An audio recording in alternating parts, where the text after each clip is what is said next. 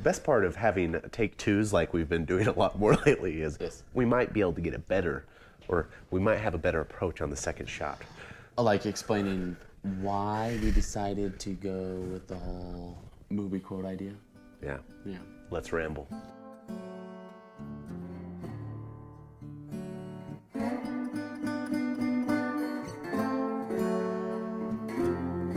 Welcome to this week's first edition of Movie Quote Month.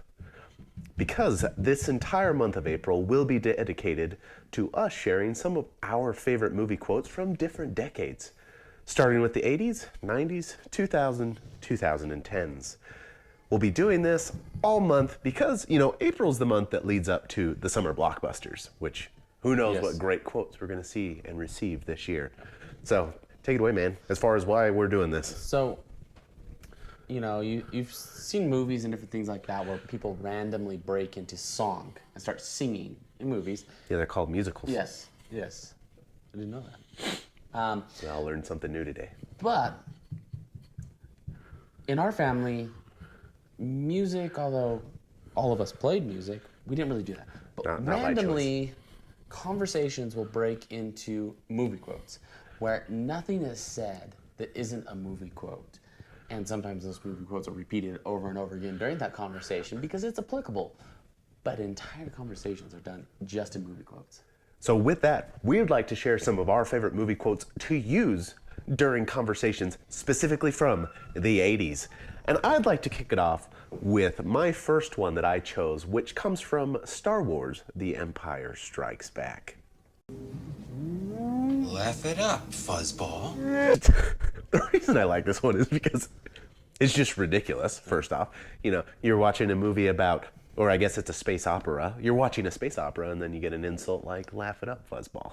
Which is a perfect insult to lob at a Someone sibling. someone with a unruly beard. Yes. So, as a child, there were certain movies that we watched over and over and over again. Star Wars was one of them. Yeah. But also, probably on the top of that list for comedies was Three Amigos. And one of my favorite scenes was always when they went into the bar in Mexico and the kind of first interaction with the Mexican people. Well, so long as we've got some time to kill, I think I'll have a beer. We don't have no beer, just tequila. What's tequila? Yeah, it's like beer. I mean, my other favorite part of that whole scene is the part where, after the fight breaks out, he just pops up, "This time getting too rough for me." It's really good and shows how ignorant they were. Yeah. My next quote comes from an 80s classic, which most of these are, the film Ghostbusters. And sadly, this is the only Bill Murray one that I have from the 80s, but... It's the only Bill Murray one that makes the list, which is kind of surprising. It is. I don't think we watched too many Bill Murray movies. No. But here we go. Human sacrifice, dogs and cats living together, mass hysteria. My favorite part of that quote is the fact of, that part's just a short segment. If we get all the other stuff, everyone's listing off real serious issues, and then you have Bill Murray who's dogs and cats living together, mass hysteria. It's true, and it's really just kind of, a good one. We had to exclude the other part of that to maybe keep it appropriate, which contradicts what will come later. Most of mine, yeah. Yeah. Go ahead. So, the next one that I have comes from another fun and enjoyable comedy, and I think really describes my childhood in kind of a nutshell. Let's see what he got. Bye-bye, boys. Have fun storming the castle. Think it'll work? It would take a miracle. Bye-bye. Pretty sure that's the thought my parents always had in everything I did. You think it'll work? It will take a miracle. Yeah. You think you'll do this? It will take a miracle. Because Princess Bride was such a big influence for us growing up, my next one also comes from the Princess Bride. So, enjoy. He didn't fall? Inconceivable. You keep using the word. I don't think it means what you think it means. My favorite part of that one too is the fact you keep using that word. How often does that happen at our house? You keep using that word. I really don't think that means what you think it means. And maybe not so much a word, but an entire conversation argument, you take a side and you realize, I don't think you know what you're talking about. I'm pretty sure you are wrong. Well, with that, what do you got for So us? the next one I have is a movie that I wouldn't consider a comedy, but it has some comedic elements.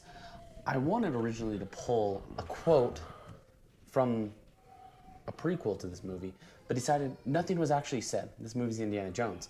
And the one I wanted to quote I wanted to do is when the guy came out swinging the sword and Indiana Jones just pulls out a gun and shoots him. Decided there was no quote there, so I moved to another one. Bang, I guess? Dealing with similar locations.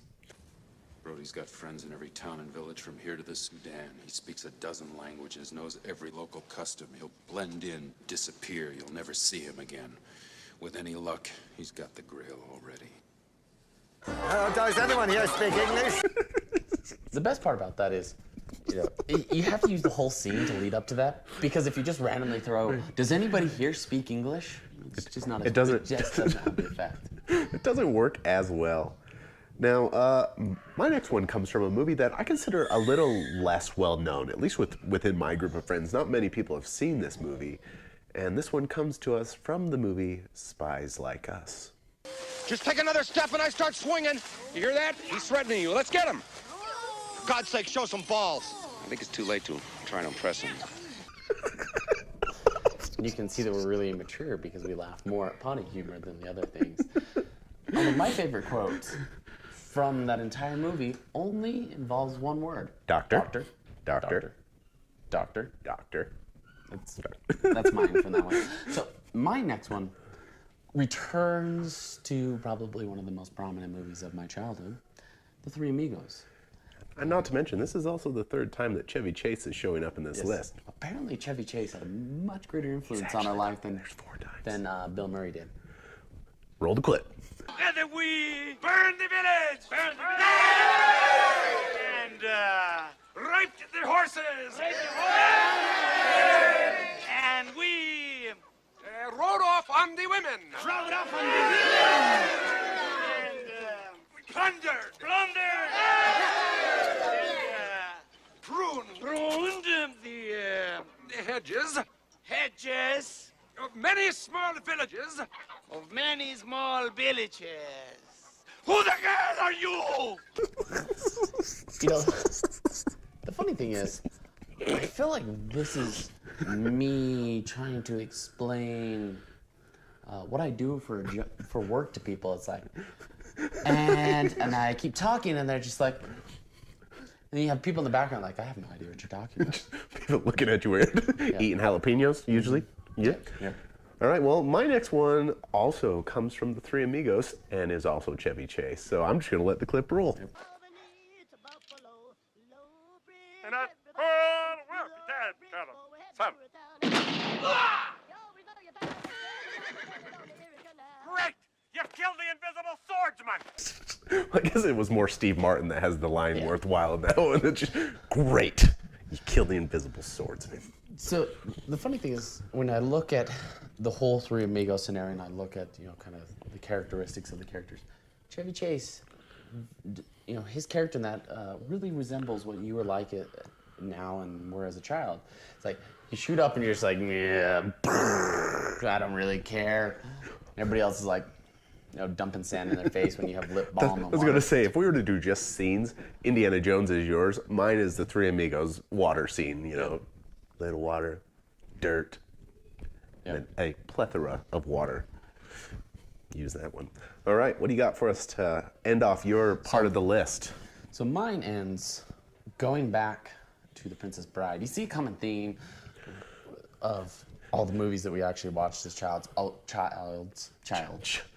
You keep using that. You keep using that word. I don't know if it means what you think it means. as childs. As childsers. Childreners. I think we should develop our own dictionary and then just sell it. If you'd like to buy a dictionary made by us, let us know and we'll sell you one. But because when you say 80s movies, certain movies come up, and so you notice that many of the movies come from, or many of the quotes come from the same movies. And so this one finishes up with the reason I struggle to do anything and it's from The Princess Bride. Roll the clip. I promise I will not kill you until you reach the top. That's very comforting, but I'm afraid you'll just have to wait. I hate waiting. I hate waiting. Instant gratification, key to life, key to success, everything now. You sound like a millennial. Sounds like you weren't born in the 80s.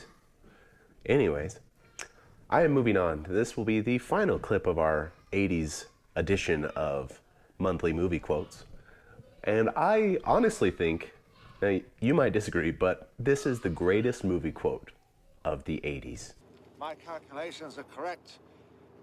When this baby hits 88 miles per hour, you're gonna see some serious shit. And my favorite part about that movie quote is the fact that as a kid, never noticed it. It wasn't until I got older that quote actually stood out. It's amazing some of the things, and some of the quotes that we didn't include in this, that as I was doing a little research to look back and think of all the movies and stuff like that, and popular lines from these movies that I'm like, I don't ever remember this actually happening in the movie. It's like, I really like that. This is a good quote. This is a good one. But it didn't have quite the same nostalgia as some of the ones that I used. So that's it for this week. Next week, we will be doing quotes from the 90s, so you can expect a lot of Chris Farley in the next list, and probably quite a bit of overlap.